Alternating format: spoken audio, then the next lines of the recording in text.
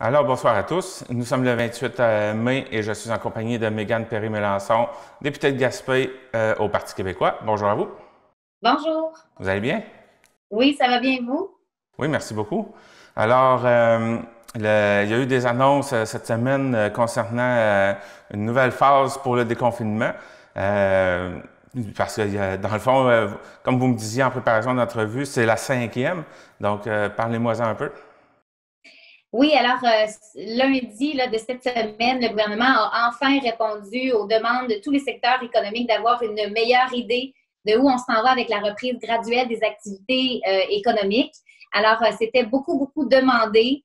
On a encore besoin d'éclaircissements. On n'a pas toutes les dates qu'on souhaiterait parce qu'il y a beaucoup de secteurs qui attendent le feu vert de la santé publique qui prend les décisions là, en fonction des recommandations en matière de santé, sécurité de la population, avec les protocoles qui leur sont proposés par les différents secteurs. Donc, certains seront très contents de savoir que nous nous retrouvons dans la phase 5, là où les salons de coiffure, les soins personnels, les salons esthétiques reprendront leurs activités à compter du 1er juin et également les centres commerciaux de toute la Gaspésie qui seront ouverts à compter du 1er juin également. Alors, c'est des bonnes nouvelles, un peu plus de circulation qui va se faire là, dans la population. Alors, il va falloir prendre toutes les précautions nécessaires et de rappeler que même si on commence à déconfiner graduellement, ben, il faut encore et même plus qu'avant prendre nos distances, même avec le port du masque, il faut garder le 2 mètres. Et bon, toutes ces mesures-là qu'on connaît bien maintenant, il faut les appliquer encore parce qu'on passe dans une phase justement où la saison touristique va finir par voir le jour et tout ça. Alors, on se trouve là dans une phase importante. On a une idée un peu plus claire de où le gouvernement nous apporte là, dans les prochaines semaines et les prochains mois. On parle même d'une première phase de restaurant qui ouvrirait là, dans le mois de juin. Et donc, même les camps de jour qui ont été annoncés à compter du 22 juin, ça, c'est très attendu aussi de la part des familles pour pouvoir faire dépenser l'énergie de leurs enfants. Et on attend toujours bon, plus de nouvelles à savoir là, les activités sportives et tout ça, là, comment ça va s'orchestrer. Mais on a, bon, c'est ça, un plan nous a été annoncé finalement lundi dernier. Alors, on va suivre les prochaines indications et même en tourisme, là, je pense qu'il nous attend encore beaucoup d'annonces là, assez bientôt à cet égard-là. D'ailleurs, il y a concernant la relance de la saison estivale en Gaspésie, là, c'est encore, il y a de la confusion autour de ça, mais vous en avez parlé avec les principaux intéressés à ce sujet-là. Oui, je viens tout juste d'avoir une rencontre fort intéressante avec les acteurs de l'industrie touristique, donc la directrice de l'APR, Joëlle Ross, et les préfets de la Gaspésie, donc de tous les secteurs, là, notamment dans le comté ici, la préfet de la MRC Rocher-Percé, le préfet de la Côte de Gaspé et le préfet de la Haute-Gaspésie.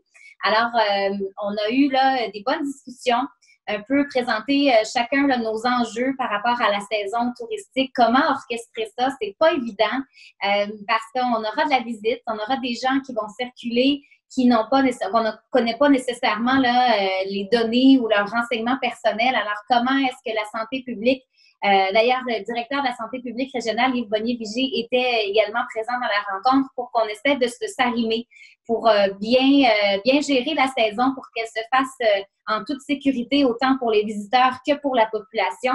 On sait qu'on est une région très touristique et on entend déjà des gens là, qui s'intéressent à notre région, étant donné que les Québécois vont beaucoup circuler à même le Québec là, pour leurs vacances.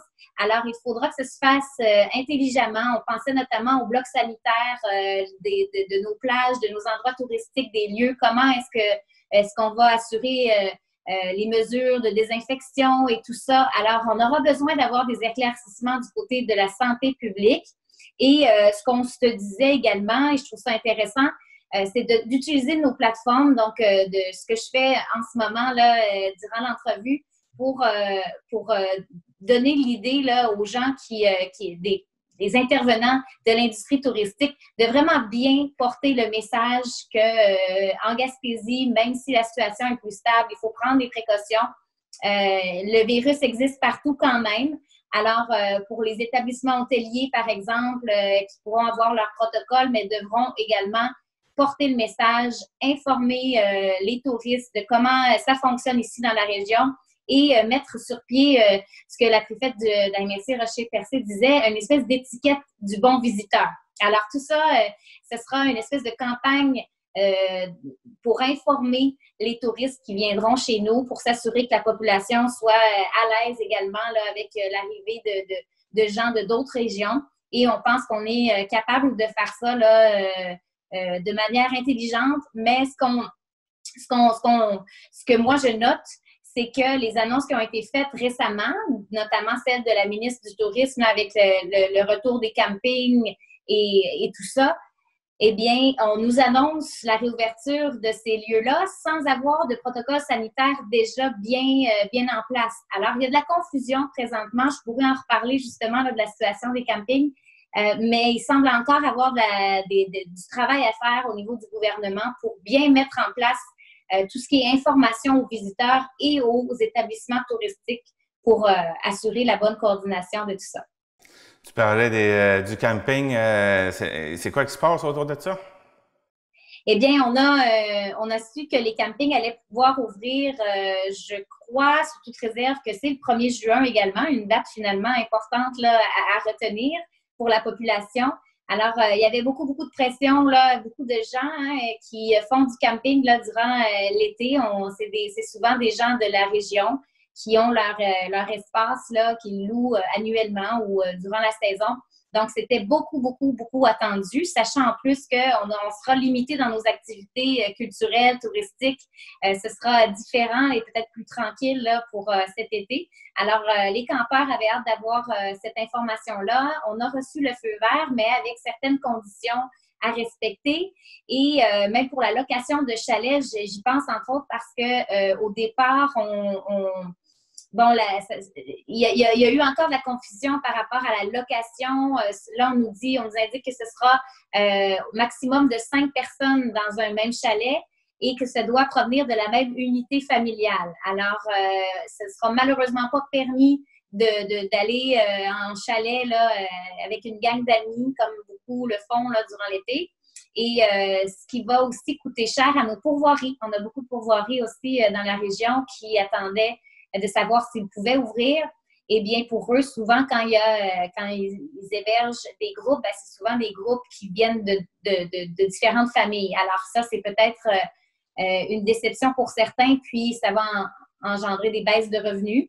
Alors, je crois que la ministre va devoir revenir avec un peu plus d'informations sur la manière de gérer toute la question de désinfection. On nous disait que les unités ne pourront pas être louées avant 24 heures de délai là, entre groupes de 5 personnes et plus. Alors, ça amène une charge de travail et des coûts additionnels pour ces établissements d'hébergement-là. Alors, c'est une bonne nouvelle, mais il y aura des éclaircissements là, à faire pour que tout soit bien coordonné.